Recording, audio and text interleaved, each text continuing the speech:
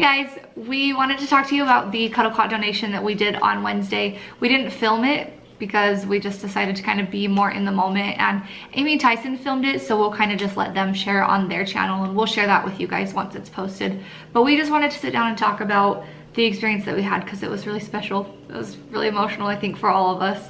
Yeah, I was surprised at like how emotional they were, the hospital staff who was receiving it. Like to the point, like one of the, was she like the head nurse or? Yeah, she was the head nurse. She was like crying, and it was like she was so happy but touched and sad all at the same time, and then it made us all teary. And it wasn't like just soft tears, it was like she was crying, like legitimately crying. And Amy, when Amy and Tyson walked in, I noticed that she was already really emotional, and I was just like, oh my gosh, I'm too hormonal for this. Yeah.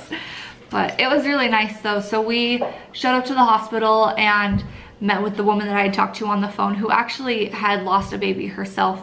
She lost her son at 28 weeks. And so that, I think, was really special for her to be a part of this, just because it's something that she didn't get to use either, but it's a situation that she could relate to. It was interesting being there and talking to the women that were receiving it. Like, they were all very aware of the need, and they were so grateful to have that and to have the donation. And they already have one CuddleCot, but we're donating the second CuddleCot for them. And even then, they were so ecstatic to have a second one because they knew how much it was going to help them. And so, like Caitlin said, we talked to the lady who was helping through the foundation receive it, and she kind of welcomed us in, and we were able to tell her our story and kind of get everything warmed up. And then we went to the back to a little like receiving area and just kind of shared our experiences and we shared our story. Amy and Tyson shared their story. And then the nurses kind of shared their history and their stories, and kind of what they've seen at the hospital and the impact it will make.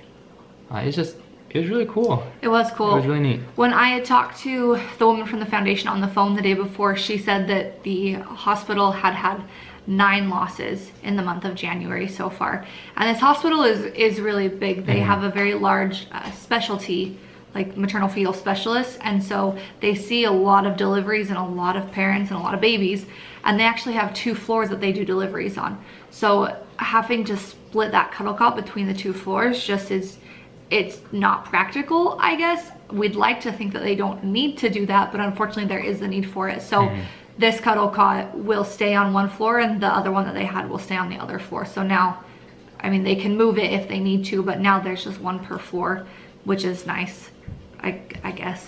Like, yeah, it was like one of those things, and I think I might have mentioned it before when we talked about the other CuddleCot, but it's like one of those things that we're like, here's this device. I hope that you never have the need to use it. Like, we're really happy that they have it to use when it's needed, but really we hope that you never have to use it. And so it's one of those things, like, I'm glad they have 2, but I'm also really sad that they have the need for 2.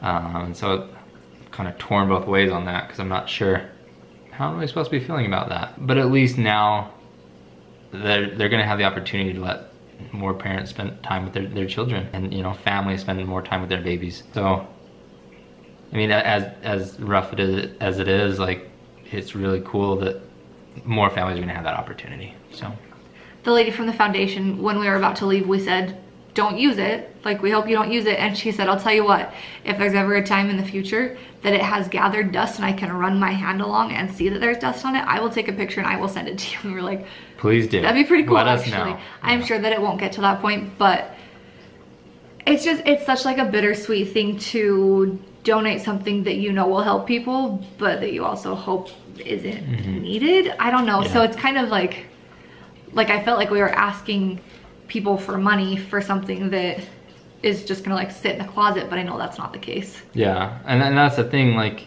I mean, thanks to everyone that's donated, like, it's gonna help so many families.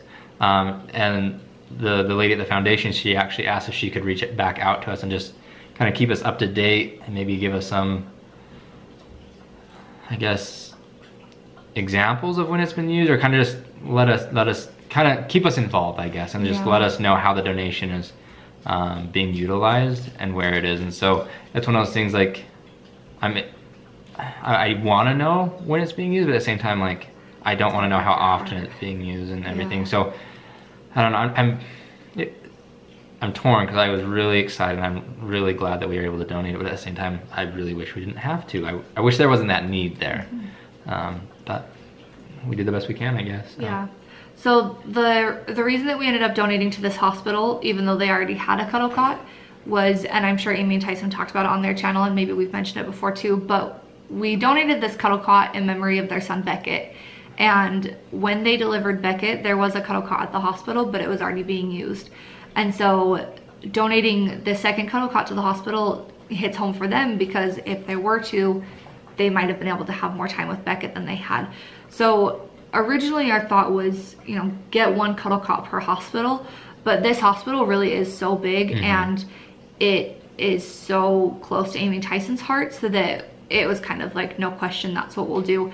And it was really special to just like see Beckett's name on the plaque. Like, I mean, we bought the plaque and we put it on there, but to see Beckett's name on there, like we got to see our own kids' names on the last cot that we donated. So I know that it makes a really big difference as a lost parent when people say your kids' names, and when you see their names too. And so I know that for me, I mean, Beckett's not even my son, but it was really special for me to be able to share him with the world in that way. Just that in a way, he's helping all of these parents too. It was a really tender, sweet thing to do. I am so glad. I'm sure Caitlin feels the same way. I'm so glad we were able to do it with Amy and Tyson. They've helped us tremendously through our own situation, and we go over there and vent and cry and talk about our sons and just hang out. So we're grateful and very happy to do it with them. We're excited for the opportunity to keep doing it in the future. We're about a third of the way through getting our third one, so we're still working towards that. Well, I guess just thank you guys again for all of the support and for buying the necklaces and for just your comments and everything. Like, we appreciate every little bit that we can get. And like I just said, that having people say our kids' names, like, that really is the impact that you're having by wearing these necklaces and by thinking about our babies. It lets us know that we are still parents to these kids, that even though they're not here, they exist and they matter. And still making a big impact. So, yeah. So thank you. Yeah. Because really without you guys, it wouldn't have happened. So thank you. Yeah, thank you. So tell everyone you know, we still have plenty of necklaces, and we would love to be able to donate a third CuddleCot. I have no idea where we would donate one to, but we'll do it. That's a problem that we're willing to face. Yes. Is trying to figure that out and doing the logistics and ordering everything. Like, we are definitely willing to go through that as long as we can keep donating. So yep, we'll do it for as long as we can. Yep. So thank you guys again, and we will see you for our live stream on Sunday. Yeah, we'll see you on Sunday. Noon Mountain Time. Thanks, guys. Good night. Bye.